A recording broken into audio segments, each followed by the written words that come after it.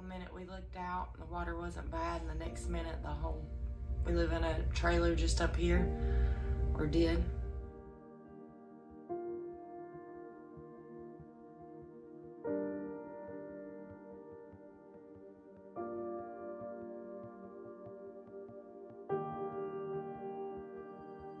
I'm a lieutenant here at this fire department. I was on the radio from when all this happened. I rode up the road earlier that morning at 5 o'clock in the morning and was checking roads. And I just turned around, come back to the house, and then I was like, this ain't good. And by the time we got everything figured out in the house, it was too late to get out of the house. I had a hold of the door handle of the front of the trailer, and then it just broke loose and was floating. I don't know, it probably floated another 200 yards. And I remember holding the door handle and looking out and telling her not to jump out of the trailer. And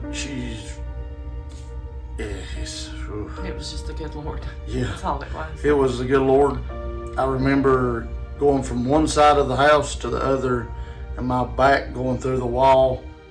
And it's like the whole trailer went, but there was a piece opened up, and I know it was the Lord. I know it was. It just opened out and we floated out. I seen her float out when I hit the wall, and I'm pretty sure my body's what broke the wall to make it open up, because believe me, my body is hurting.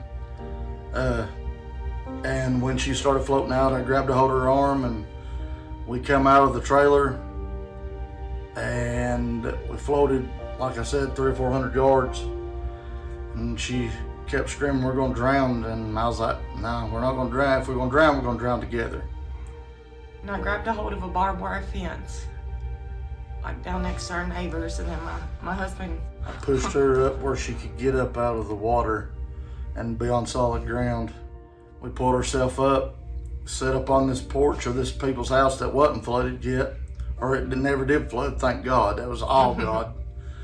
And when I got out of the water, I couldn't see out of this eye, and I was like, okay, I poked my eye out with something. And it wasn't, because I went like that, and there was just blood all run down my face, all down my neck, down my chest.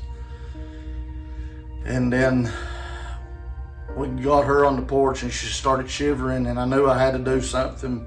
So it was either break into the house or break into the garage. So I broke into the garage. Found God put 2 blankets there. I don't know why or how, but he had 2 blankets in that garage. I wrapped her up in it, covered her hand up with my dirty, nasty shirt, but I mean, it was a shirt to keep her from bleeding. I wrapped my head with the rest of my shirt. We sit there for probably 2 hours. Come back down here. They said we need to go to the hospital. We went to the hospital. We come back. They tried to put us in a shelter out there in Nashville. I was like, no. And we just happened to walk around the corner and see WNC EMS, and that was God too. Yeah. It just happened. Yeah, I know, which I know all the paramedics around here. And he said, I asked him, I said, man, if you don't care, just get me back to Yancey County line. I'll walk the rest of the way. And he said, no. He said, man, I'll take you wherever you need me to take you. So we ended up staying at the rescue squad that night. And then the next morning, we got up. Where did you stay? No, you finally found your daughters.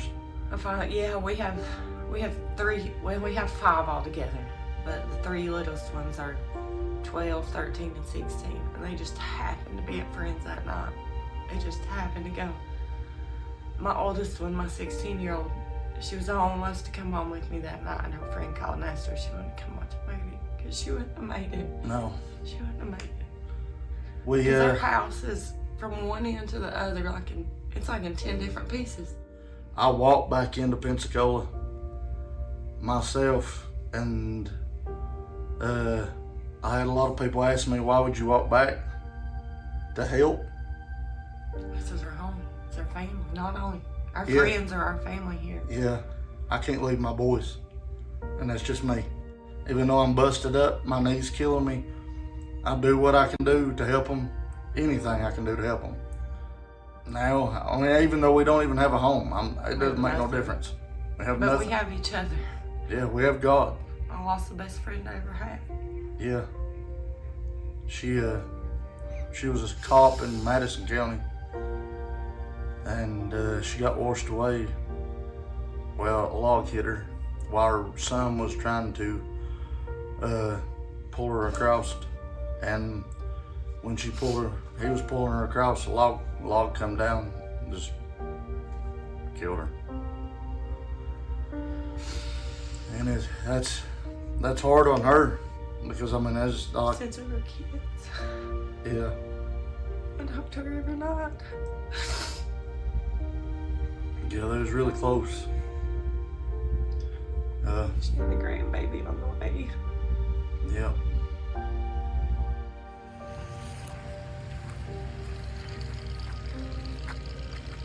Where was the house?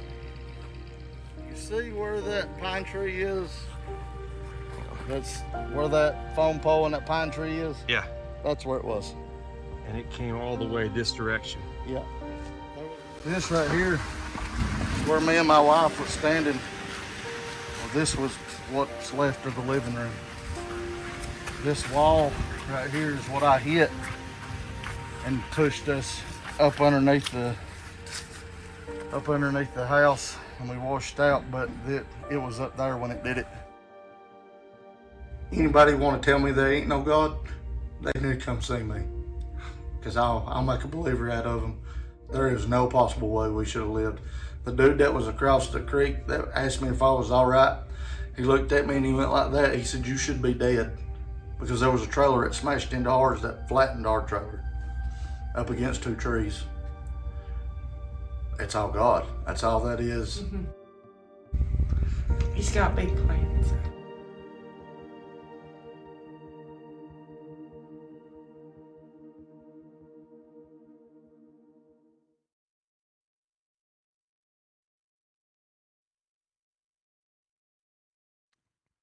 I'll give you guys a minute to process that while we get our chair set up.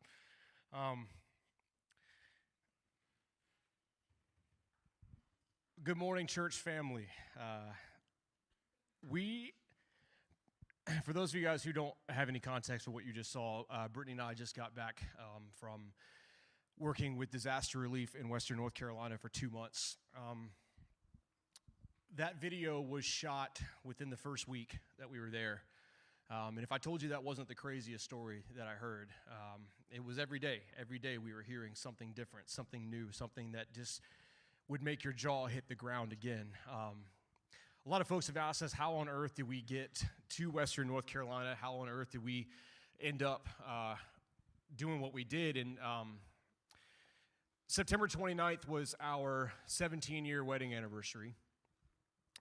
The hurricane hit Western North Carolina on September the 27th, Friday. And Brittany and I were actually supposed to be going on a family camping trip that weekend in Western North Carolina. We're big backpackers. We love the mountains in that area. We have a lot of friends and family in that area. We grew up in Charlotte. I mean, that's Western North Carolina is a second home for us. And when we saw the hurricane was coming, we canceled the trip and then proceeded to spend 2 straight days basically sitting in bed trying to make sense of what we were seeing on our phones. All the places that we had called home for so long, all the places that we had been to over and over and over again were completely wiped away. And so we kept praying, what on earth do we do? We knew we needed to help. We wanted to help. We wanted to go and find friends or people that we knew. There was zero communication for the first about a week. And so as you guys probably followed along, a lot of missing folks because there was no way to get in touch with folks. We got a phone call, we came into church on Sunday morning, and I looked at Steve, and I think he knew that it was something off. And I said, hey, man, Brittany and I we got to go, man. We have to go to Western North Carolina. And his response was, I'm surprised you took so long to ask me. He knows my heart. He knows our heart. He knows it was a place he knew we had a camping trip planned there. And so he said, no problem. He said, take some mission fun, and you guys go and see what you can do. See what you can do.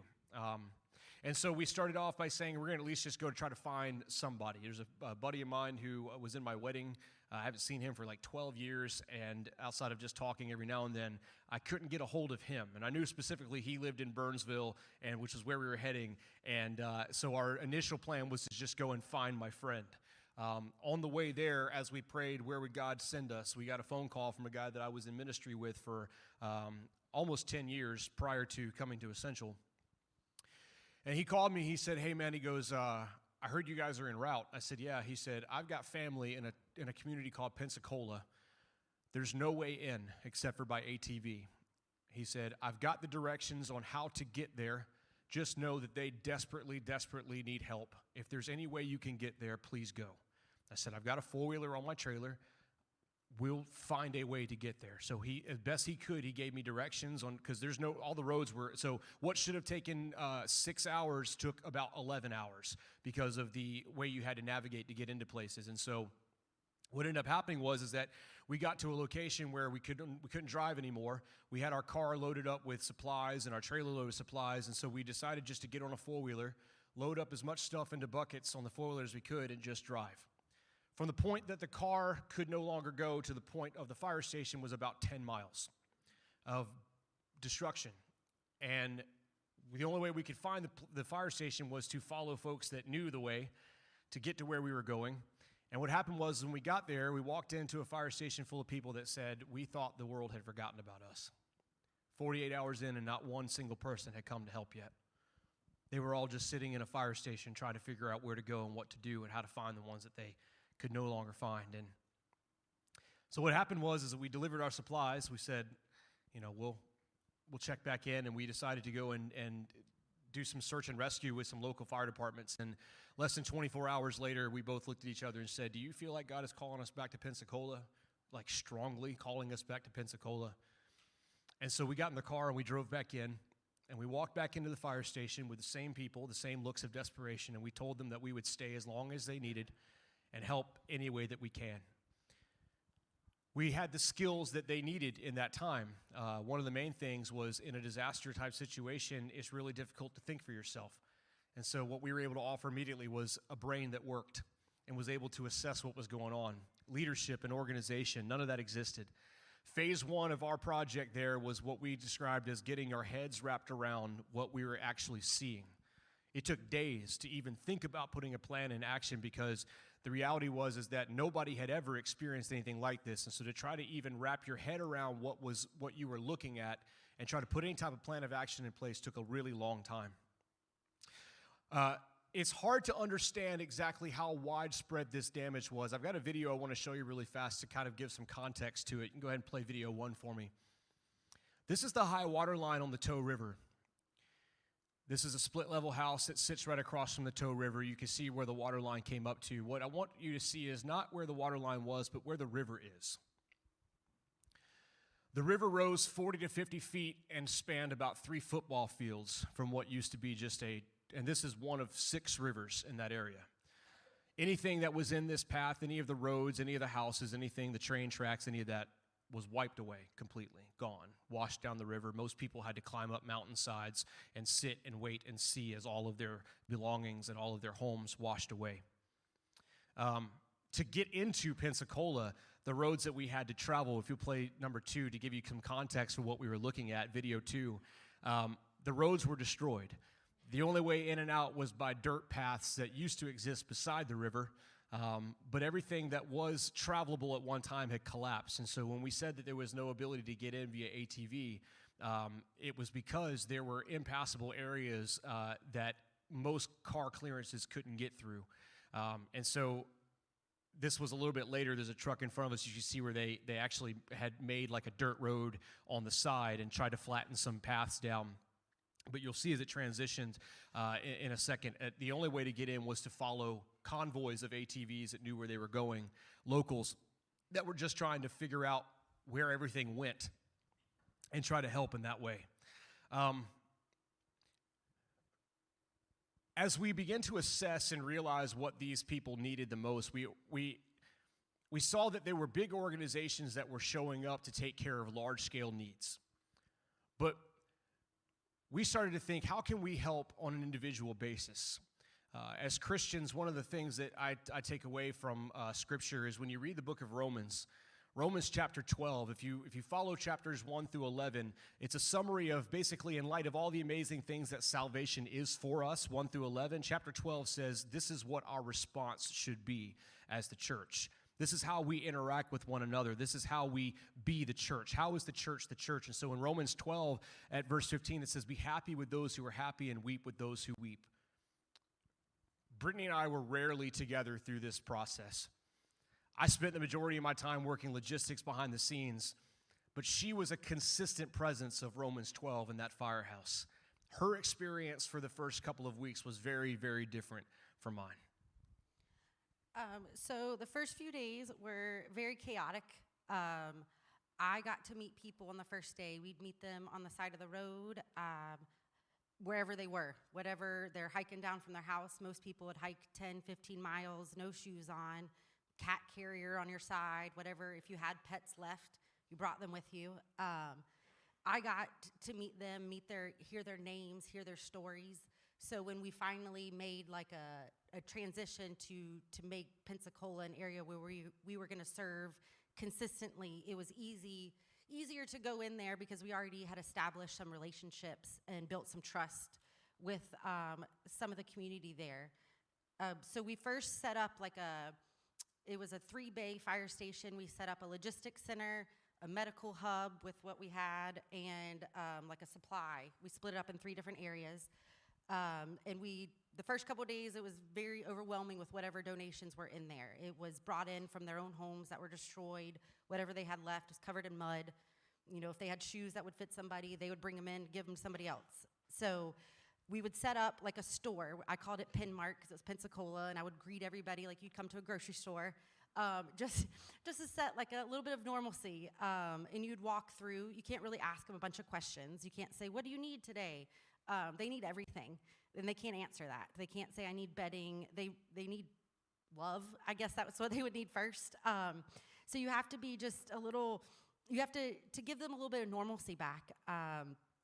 We had an overwhelming amount of supplies at first, so we had to organize that. It was easy to establish the people who had more organization skills than I did. So when they would come up, I could place them in their spot. But one of the core factors that Essential has is setting the temperature. It's something we use in the youth group a lot. Be a thermostat.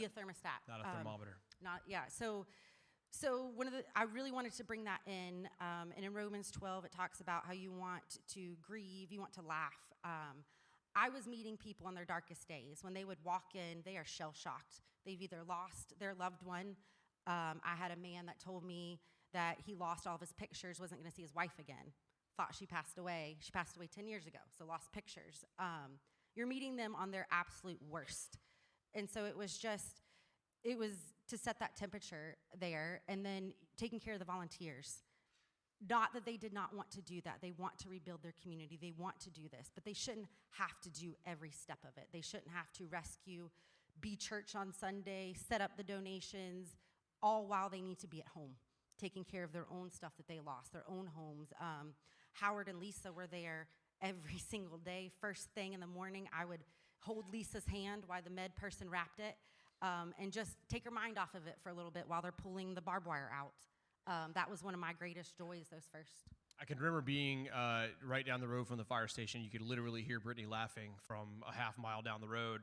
It was contagious. She was finding ways. She'd find little things like Brittany's random donation of the day, and she'd try to, find what the weirdest thing was that came in a box, or she'd try to create some sort of lunch with a Pop-Tart and a Nutri-Grain bar and try to have some gourmet. It was making the best of the situation as it was happening, and trying to provide just a little bit of hope in these situations. You had people that were walking 20 to 30 miles to find some sort of civilization.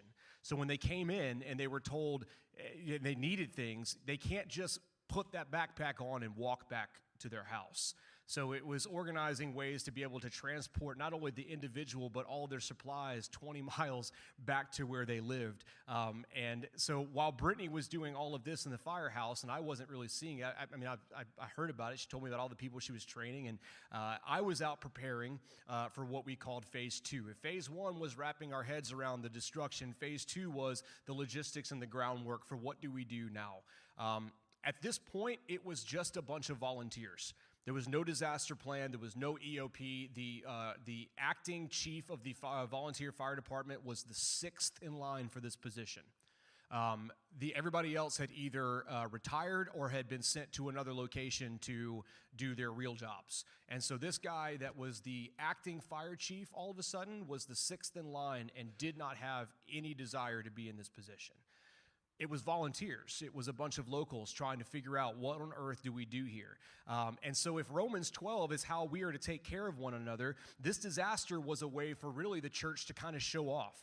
Because the church understands a couple of things. The church understands what it means to be the hands and feet of Jesus and to serve wherever you need to serve in whatever capacity you need to serve at. But also, most of us in ministry got our first jobs at Chick-fil-A, so we understand excellence. We understand how to... We laugh, but there is a method to what we do here. Mobilizing volunteers and teams of people prepared us for these moments.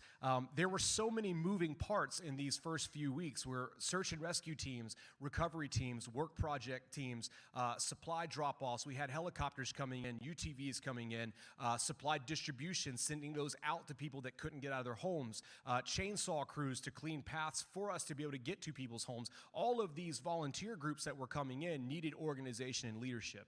And so that's where I was able to step in and say, I can do this. I've done this for a long time. The guy that was in charge was shell-shocked. Everybody else was waiting for somebody else to come in. We knew we had what was needed in that situation. Everything, again, was being accomplished by volunteers.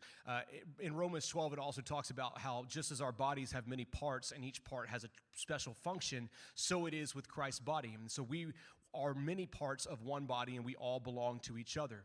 I like this part. In his grace, God has given us different gifts for doing certain things well. So as God has given you the gift, the ability to prophesy, speak out with as much faith as God has given you. If your gift is serving others, serve them well. If you're a teacher, teach well. If your gift is to encourage others, be encouraging. If it is giving, give generously. If God has given you leadership ability, take the responsibility seriously. And if you have a gift for showing kindness to others, do it gladly. We were being the church. God kept showing us and showing up when we needed him. I've never really been I talk to God, I pray, but I've never really been the type of guy who hears the audible voice of God or sees him move and act in such an insanely phenomenal way. But when I tell you that God was showing up and providing needs for us before we even knew them, you have quite a few examples of how God was continuously showing up. So those that are familiar with the prayer and praise wall out there, I like to try and keep track of the things that God does. Not that is, there's no reason for it, but I just love to be able to be thankful for everything that he does. So I asked everybody if they had a God moment or God story, write it, stick it on the wall. And then I said, if you had something specific that you needed prayer for, write it up, stick it on this side. So we could kind of just take turns praying for each other's needs, and then in the evening just thanking God for everything that he showed up for. There were so many times that we needed just like something immediately. There was an immediate need of a tree about to fall on a trailer, and just the volunteer that happened to be there was like, oh, this is actually what I do. And then we were running out of insulin, or the insulin was generator died, insulin was about to go, a man showed up with a cooler of ice. There's no reason anybody should have had ice. I don't know where he got it from. In that general vicinity. There's no power. There's grocery stores are down. There's no gas station to get ice from. Don't know where he got ice from. But the gas, when the generators would die, within 30 minutes somebody would show up with, hey, I have 30 gallons of gas. Who needs it?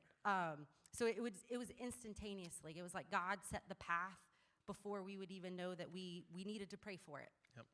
And through all of this, watching the community be the community, the church be the church, and all of this, it was really great at first. Everybody was really excited about how much the community was coming together, but fatigue set in pretty quick. And what we learned is that there's a lot of people that are there to help, but there's also some that are not. I learned that disaster tourism is a real thing. There are people that just want to come and see the carnage. Simple as that. I learned that there are people that will dress up as other people because there's nobody fact-checking and pretend to be someone they're not so that they can come in and steal supplies. There are some crazy people out there. And for whatever reason, crazy times bring out the craziest of people. And so what ended up happening is that there became a large amount of distrust towards outsiders. Mountain communities are already distrusting of outsiders as it is. For us to be able to go in and gain their trust as quickly as we did, I think it's because I look like all of them, but that might be what it is. We had some tension. The reality is that we had some tension. There were several times that our integrity came into question. We got told that we were posting videos online so that people would know where to come steal stuff from. I'm like, well, that's not happening. But our mentality from the beginning of this is that we wanted to help and not hurt. We wanted to complete the process and not compete against the process. And so there became a time where we looked at it and we said, are we helping? Are we hurting more than we helping? Is the distrust that people have for outsiders preventing us from being able to be a helpful hand here? Do we just need to get out of the way and let the other people do what it is that they do? And so there was a moment where tension became very high, and we had to step away for a minute.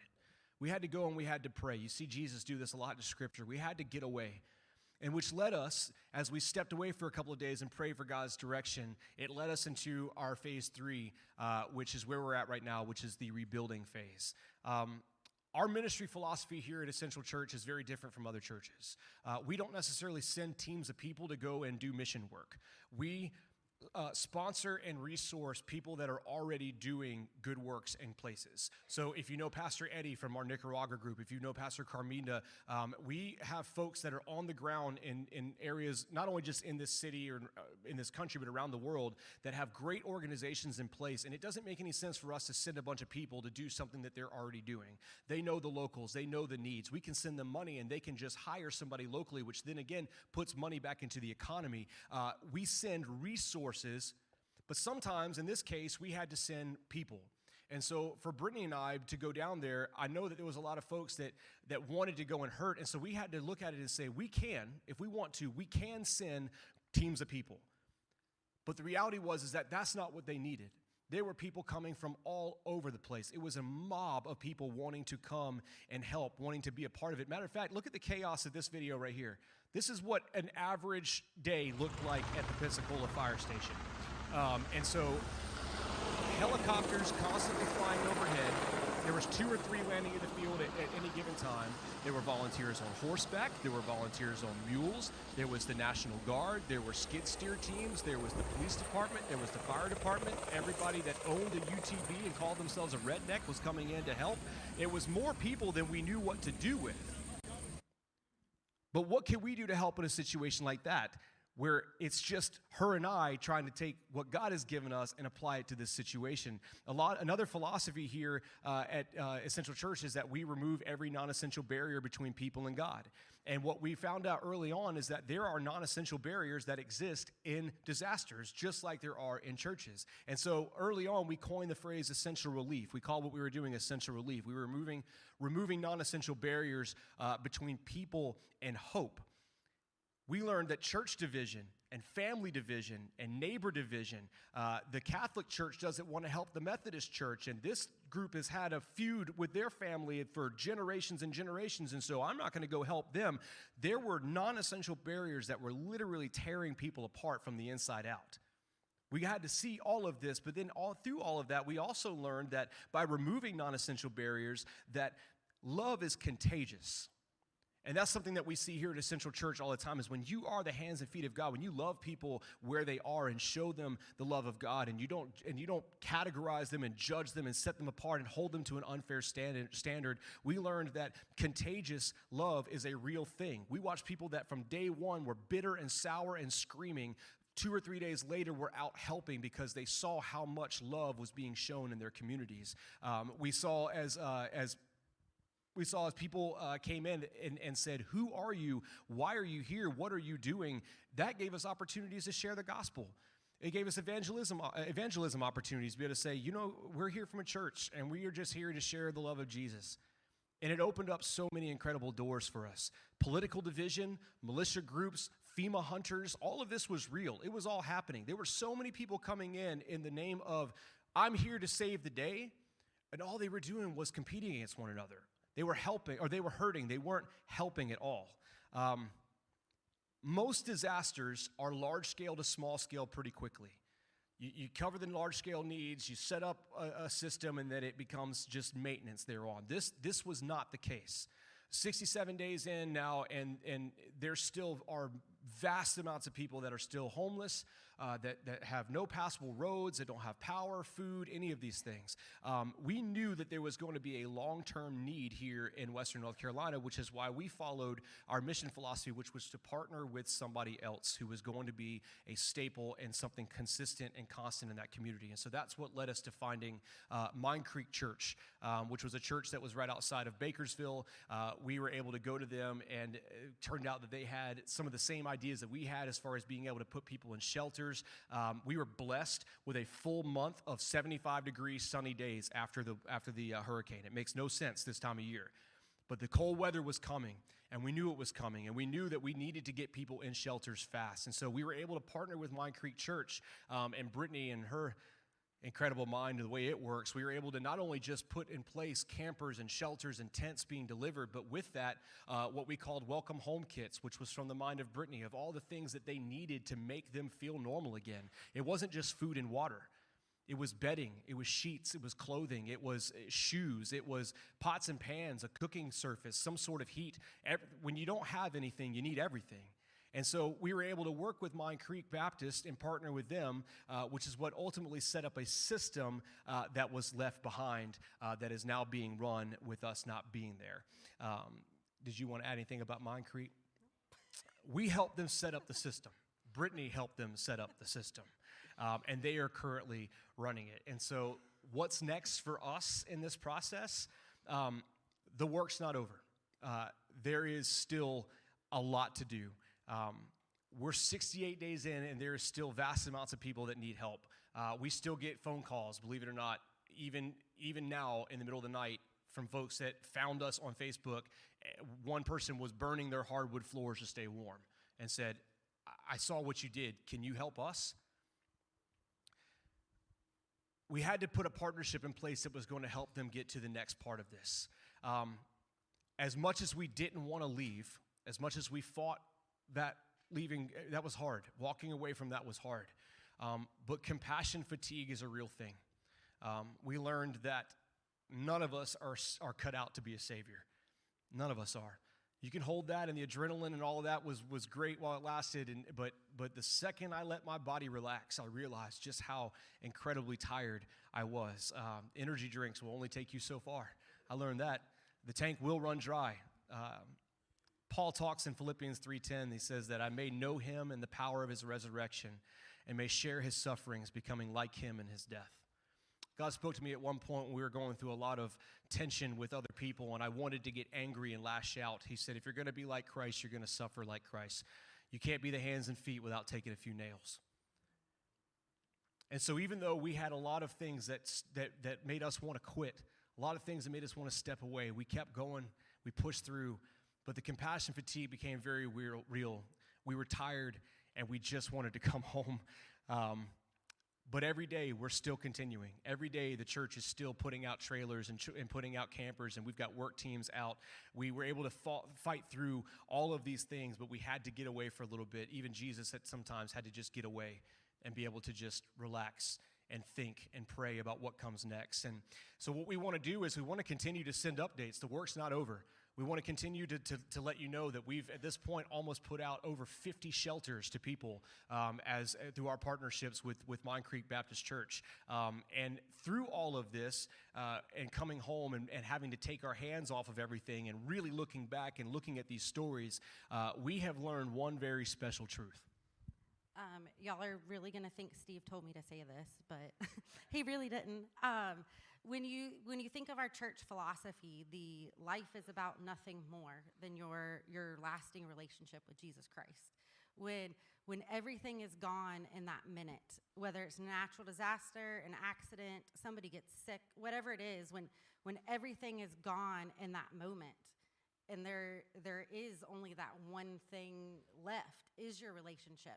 If you don't have your person beside you, one of the books that I read early in our marriage was by Francis Chan, You, Me, and Forever. And it talks about how if your marriage is a ministry for God, how your marriage will survive. And so we've always tried to bring missions into our marriage. But when your person's not with you in a lot of these situations, the only thing that is left is your relationship with God, and that brings hope at the end of the day. That brings your light at the end of the day. One of the things that we first started seeing was people would put vases of fake flowers. Whatever destruction it was, somebody would put a vase of fake flowers. And we had one guy that was the first one that I saw. I had to hike up hills right after I had my knee surgery. I pretended like I didn't have it. Hiked up these hills to deliver food because he had no way to get out, nothing. And he was the first one that had the sign of hope there. And what we saw with that, we saw the community start opening doors. And as soon as they got power, hey, come to my house and have a shower. Hey, come, can I cook you dinner tonight? There was one family that knew I had, in my situation, they split a steak with me 3 ways just because they wanted me to eat meat one day. But we saw the community come together. We saw unity, and it was all in Jesus' name. It didn't matter what church was left. You all came to church. And then what we got to bring back was their dignity. You saw people in their worst day that have lost everything. They're coming completely broken, physically, mentally, spiritually broken. And we had a choice to show God's love in that moment, and that's all that he asked of us. And then we got to just bring that back through. You had ladies coming down there that, feminine issues, and they're just sitting in it for days, sometimes hours. And to be able to take a lady in a bathroom for a minute and just let her feel loved for a minute, to hold their hands, to hold Lisa's hand. Every single day she came down there and got her hand wrapped. Just to be able to bring some type of dignity, give them tarps so they could go to the bathroom without people watching. But what, there was a pastor's wife that had passed away, and she was a pillar in Pensacola. And so that just kind of made me feel, as a pastor's wife, being married to him for 17 years, how am I showing that to other people, not just there, but here, and how we can be the hands and feet here in our own communities when we meet people on their worst days at Food Lion, when we meet them at Virginia Beach Boulevard. Like, it doesn't have to be a natural disaster. Yep. Matthew 25, verse 40 says, "The king will reply, 'Truly I tell you, whatever you did for one of these, the least of these, you did it for me.'" And what we realized through all of this is that there's a lot of feelings that come along with helping others. Selfishly, there is a little bit of joy that comes with that when you are able to put hope into somebody else's life through your actions. But we don't have to necessarily wait for a disaster or wait for something to happen for us to chase after that. There are opportunities right here in our own city every day for us to be able to be the hands and feet of God. And I'm telling you, there is no greater joy than serving God's people. There is no greater joy. And when God tells you that if you did it for the least of these, you did it for me, he means it. By serving God, we're humbling ourselves. By serving God, we're making ourselves servants to Jesus. And there's no greater joy that I have felt than to give up everything to be able to be a light in somebody else's life. And so if that's something that you are interested in experiencing, just know that we have so many opportunities here in our city with our local missions efforts that you can get involved. And if it's just that you're really good at talking to people, you don't have to necessarily go serve tacos to people. Sometimes people just want to talk. Sometimes people just want to sit there and be heard and be hugged and be loved on and be told that they aren't crazy or whatever the case might be. If you feel called to be a part of the mission of serving others, there are so many opportunities here at Essential Church. Get involved. Serve your church. Serve your community. Serve one another, because this life is truly about nothing more than a loving relationship with Jesus that we can all enjoy for all eternity. Let's pray today. God, I thank you so much for this opportunity that you have given us, Father, to be the church. Father, for those in Western North Carolina and Tennessee right now that are still experiencing cold, homelessness, hunger, no water, Father, not knowing where their next meal is going to come from. Father, for those who are still suffering and trying to make sense of all of this, Father, would you just continue to be a guiding hand in their life? a source of comfort. Would you continue to guide us and all of those who are trying to help right now to bring hope back into these communities? Would you just work in a way that only you can? Continue to put the stones in front of the missions efforts before they need to be stepped on. And Father, continue to do what only you can do. And so thank you again for this opportunity to reflect on the many lessons that were learned in this process. Father, I just pray that you would continue to light the fire inside of us to just be your hands and feet, to serve and to love others everywhere we go. It's in your name we pray. Amen.